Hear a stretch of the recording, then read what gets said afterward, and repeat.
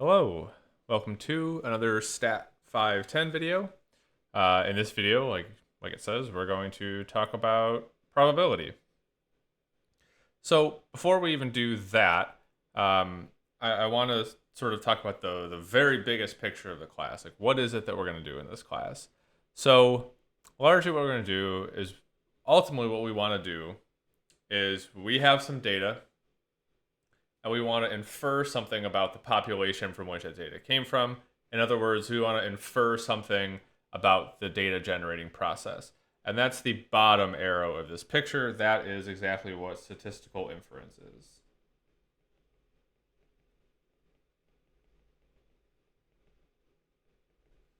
So that's the overall goal of this course, is to talk about the theory of statistical inference. But to be able to do that, first we need to understand how the data was actually created from the data generating process or the population. And to do that, we need probability.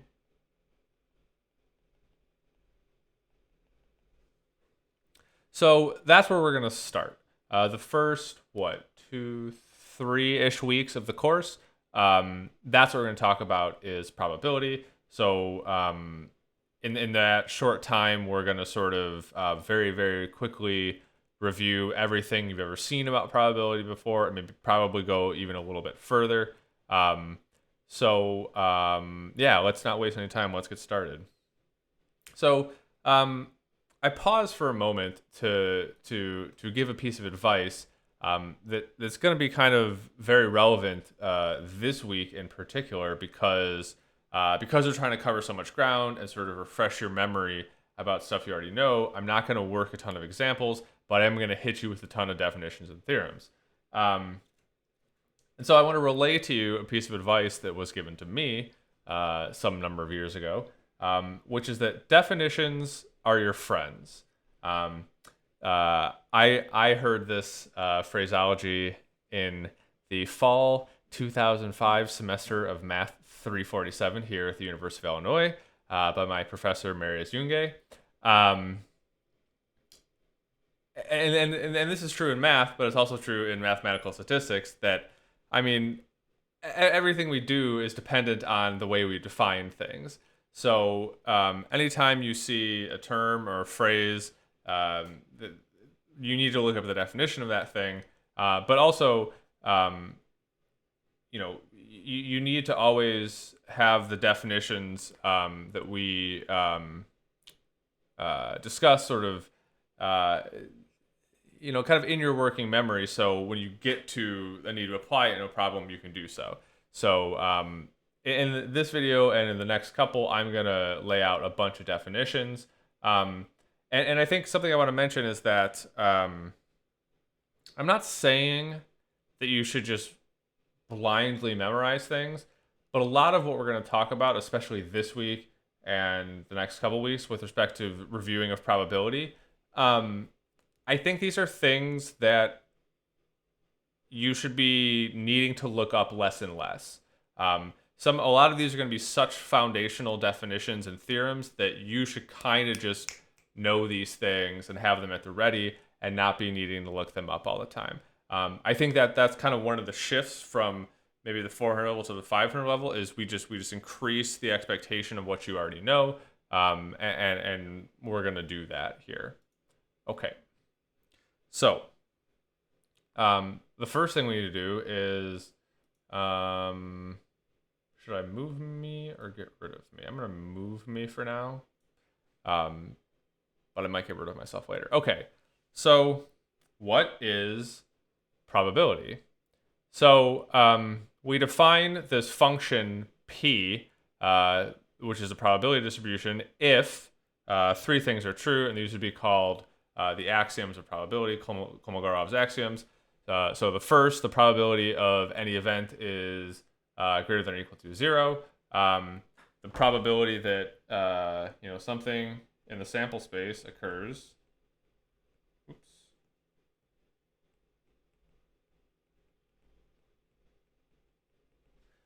That has to be 1. And then the last axiom, if you have a disjoint set of events, the probability of their union is equal to the sum of the individual probabilities. Okay, and so from this small set of axioms here that define this probability function, we can derive a bunch of rules of probability, although I'm getting ahead of myself. Sorry, ignore that for a second. So what I want to say is this is just a mathematical definition of probability. And what I just said, I'm going to come back to now, is that we can just blindly follow logically from these and derive a bunch of further rules of probability. And in doing so, we're only really doing mathematics. We're not so much using probability in any sort of real world sense. And because of that, we can sort of just do math. But in the real world, how you interpret a probability becomes something to consider. And there's largely two ways of doing this. One that looks at the long run proportion of something happening, which we would call the frequentist interpretation. But there's other ways of doing things, such as just imagining that probabilities are individual degrees of belief. Like, what do I believe is the probability of something happening? That would be, or at least that would fall under the Bayesian approach. And I think it's clear to see some situations where one of these interpretations makes more sense than the other. For example, we could talk about what's the probability that I flip a coin and it lands heads, right? So in this situation, we literally can envision doing that flipping of the coin repeatedly and noting how many times it's heads and dividing that by how many times we do it. And if we could even run a thought experiment where you do it an infinite number of times, and whatever that proportion is, taken to infinity, that is the probability of flipping a coin and landing heads. And that kind of makes sense. For other things, the frequency interpretation doesn't make as much sense. For example, if I say, what's the probability that the Cubs win the 2021 World Series? So here it becomes a little bit harder to imagine, well, what if we repeatedly ran the 2021 Major League Baseball season? How many times, out of that infinite number of times we do it, would the Cubs win? That becomes a little less realistic, and even the thought experiment becomes kind of goofy. And that's where we might move to the degree of belief. So I could say something like, oh, I believe there's I'm making this number up, 5% chance the Cubs are going to win the World Series next year.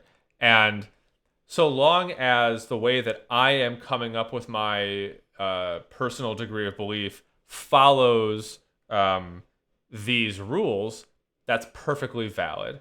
We're going to sort of cast this idea off to the side for a while, though, and just kind of live with the mathematical parts of what we're going to do. But we'll circle back to this later in the semester when we talk about Bayesianism in full.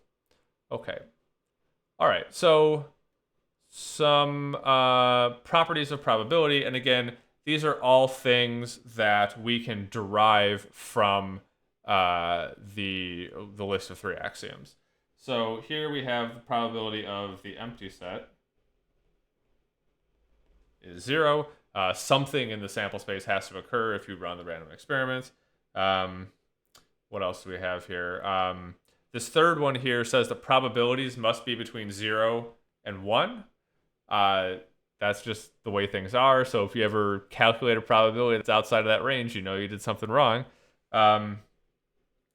This would be the complement rule. Complement here.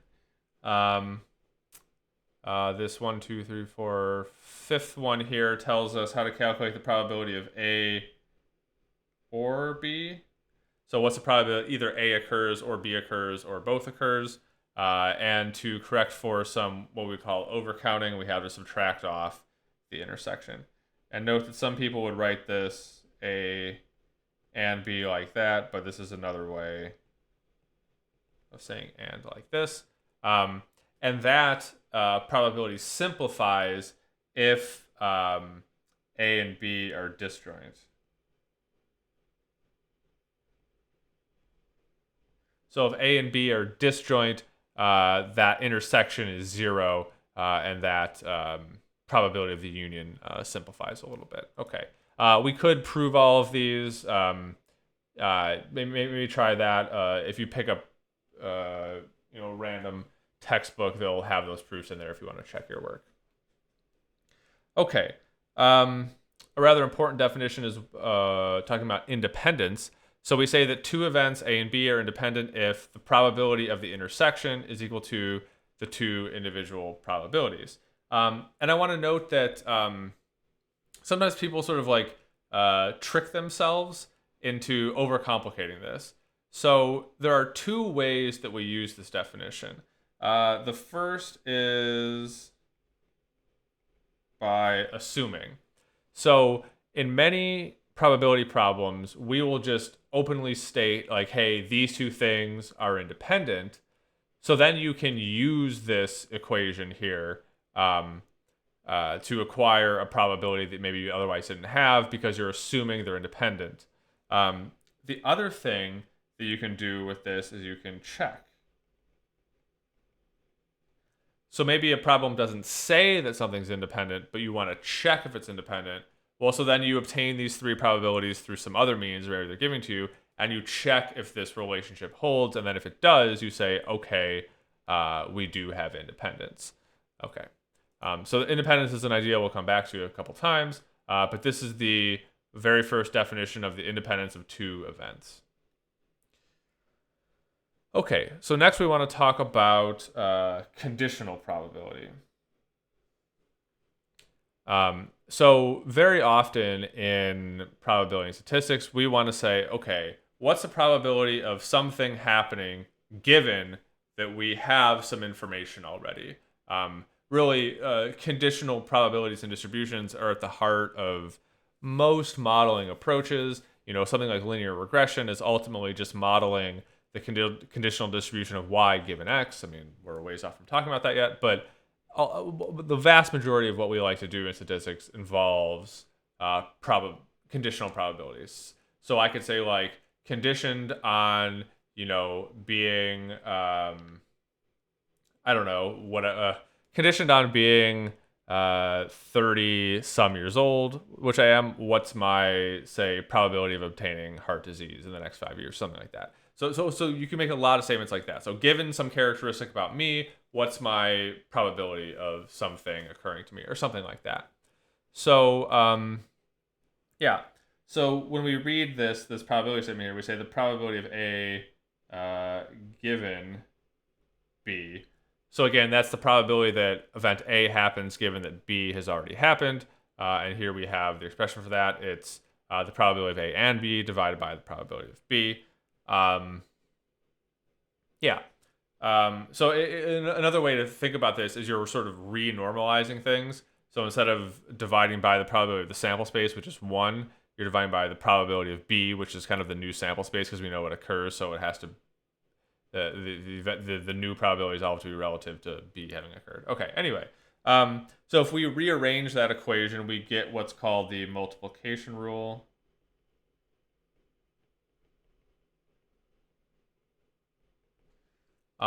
We quickly note that A given B does not need to be equal to B given A. It could happen, but in general, that's not true. Related to what I was saying about sort of like renormalization is sort of what's happening. So if we condition on B, the probability of all the potential things that could happen given B and all their conditional probabilities, they would add up to 1 and various things. So basically, conditioning on B, all the new probabilities would satisfy the axioms, whereas the reverse is not true. Okay, what's next?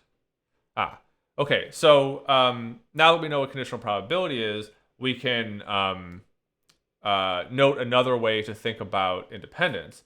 So it's also true that if A and B are independent if and only if the probability of A is equal to the probability of A given B. And to me, So this definition is useful sometimes, but it is useful in practice. But for me, this definition makes more sense for understanding independence, because if you think about what this says, this says that the probability that A occurs is the same whether or not I tell you anything about B occurring. And that sort of really jives with our, just everyday notion of independence. So the result of A is independent of whatever I tell you about B, because whether or not B happens, it doesn't have an effect on A. And just to tie this back to the previous definition, so the probability of A and B is equal to the probability of A given B times the probability of B. This is just always true. Again, this is just simply the multiplication rule. And then, but if A and B are independent, we have this here. So I can replace A given B with just A, and we arrive back at the initial definition we had for independence. Okay, so what I'm doing now is I'm going to start building towards a little bit of Bayes' theorem. So before we do that, I want to mention the law of total probability. So the law of total probability, first we have to have a partition of the sample space. So that would be events A1 through AK. I have a visual representation of this here. But what we need is for those events to be both disjoint. So there's no overlap between A1, A2, etc. And then the union of those things should be the entire sample space. And that's what we see here. So, right, and then we're going to consider some other event, which I'm going to draw like this, which is B. And we see that it intersects each of the AIs. And I'm shading the whole region here. But for example, this shaded region here, this is B and A2. So this last line I have here, this is the law of total probability. And the reason we can do that first equality there is because B can be written as, in this case, or well, and more in general, the union from I is 1 to K of B times AI. And you should note that the B times AIs are all disjoint. So to go from probability of B to the next expression after the equal sign, that would literally just be the third axiom. And then to go from the second expression to the third, that's simply applying the multiplication rule to each individual probability. Okay. Right. So this is just a fancy way of rewriting B in terms of probabilities about A and conditional probabilities of B given different A's. Okay. Why did I pause to write this down on its own slide? Well, mostly because it makes the next slide easier when I do Bayes' theorem notationally. Okay. So the next thing to talk about is Bayes' theorem. And Bayes' theorem is related to Bayesian statistical inference, but it can be used in frequentist inference as well. So what I want to say for now, Bayes' theorem is just a property of probability, basically. It's just something we can prove to be a true probability fact. Now, it gets used in every Bayesian analysis, and basically everything they do goes through this, but yeah. So what do I want to say about this? So what does Bayes' theorem do? In my mind, I like to say it flips the conditional.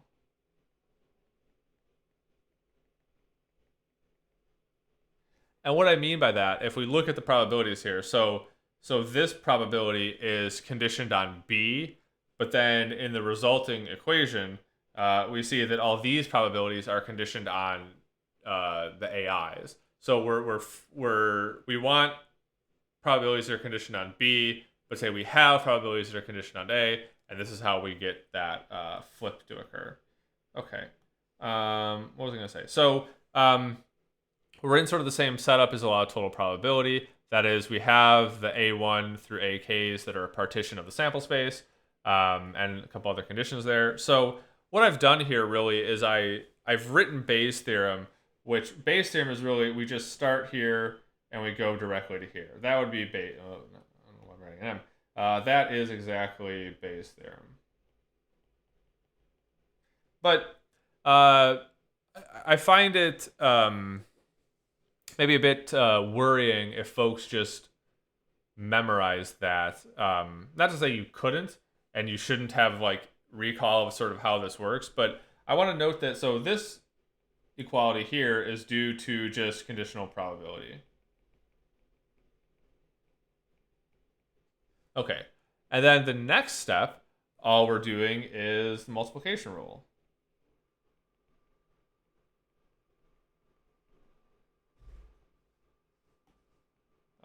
In particular on the numerator there. And then lastly, this last equals, when we're changing the denominator, well, that's just law of total probability.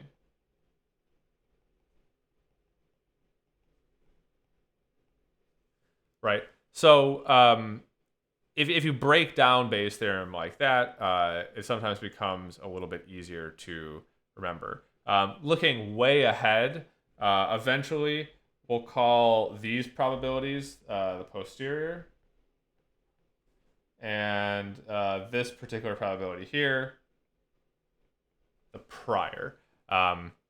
We'll talk about what those things mean later, but essentially, the prior will be, well, here's my probability that A sub j happens knowing nothing else. Whereas the posterior says, well, now that I know that B happens, here's how I'm updating my belief in the probability that A sub j happens. But we'll talk about that a lot more when we talk about Bayesian inference in full. Okay, so one really quick example that I'm not going to work, but I'm just going to sort of talk through. It's already worked. Okay, so suppose, and this is maybe kind of relevant, suppose there is some disease that is, we'll say 2.5% of the population has that disease. So basically, there's a population where if at random we pull a random person from that population, the probability that they have that disease is 0.025.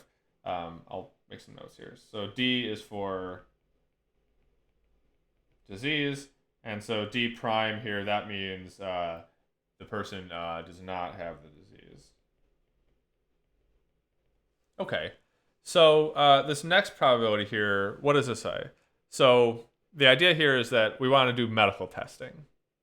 So this says, given that someone has the disease and we give them this diagnostic test, it has a 94% chance to say that they are positive, that is, they have the disease, and therefore a 6% chance that they're negative for the disease. So this notation here is it's a positive test.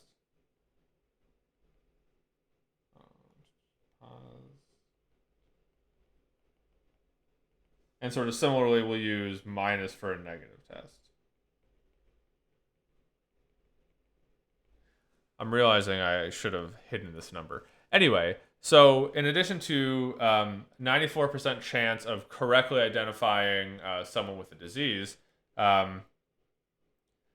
there's a low probability, that is only a 4% chance that if someone does not have the disease, that they test positive for it.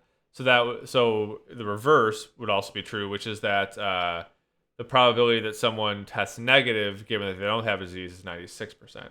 Okay, so with that information, the two quantities that you often want to know about are, those two quantities are not interesting to an individual, right? Those quantities are interesting to the diagnostic test maker who's out there developing these tests, like you want this number to be as high as possible and you want this number to be as low as possible. But what you want as someone being given this test is you want the two probabilities on the left here. So given that you test positive for the disease, what's the probability you actually have the disease? And the other probability you want is, well, if I have a negative test, what's the probability I actually don't have the disease? And so I worked out the one here, the probability, given that you have a positive test. So you go, you get checked for this disease, and they say, hey, you have the disease. Or that is, if they're being careful, they say, you tested positive for the disease. And then in your mind, you say, oh, no, I have the disease. But what you should really say is, well, what's the probability that I have the disease?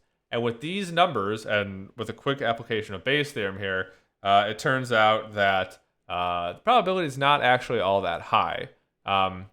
Basically, and you could play with these numbers and manipulate it and see how this works, but the lower this number is, for this number to be something reasonable, you need this number to be very high and this number to be very low. Okay. What about the other probability? That is the probability given that you test negative. What's the probability that you really don't have the disease? So here is that sort of worked out. Let me, no, not that. This. Okay. So I didn't want to work through this because I would have just been writing a lot and sort of pausing. But so what I've done here is I've drawn this tree diagram, which is sometimes really useful when thinking about conditional probabilities. So basically, at the starting point here, you can go along the have the disease path or don't have the disease path. And then say someone has the disease, well, then they can either test positive or test negative. And you could arrive at a diseased and test positive state or a diseased and test negative state. And sort of it works out that the probability of those intersections, well, we just apply the multiplication rule along those branches. And you can kind of do that for the four and probabilities that would be possible here. And then you can kind of see how while we could go through Bayes' theorem, we can sort of just say, well, we know the probability here. We can apply conditional probability once to get to here. And then sort of the law of total probability is happening here. But we're not, but we've already calculated those on this diagram, and it makes things easier.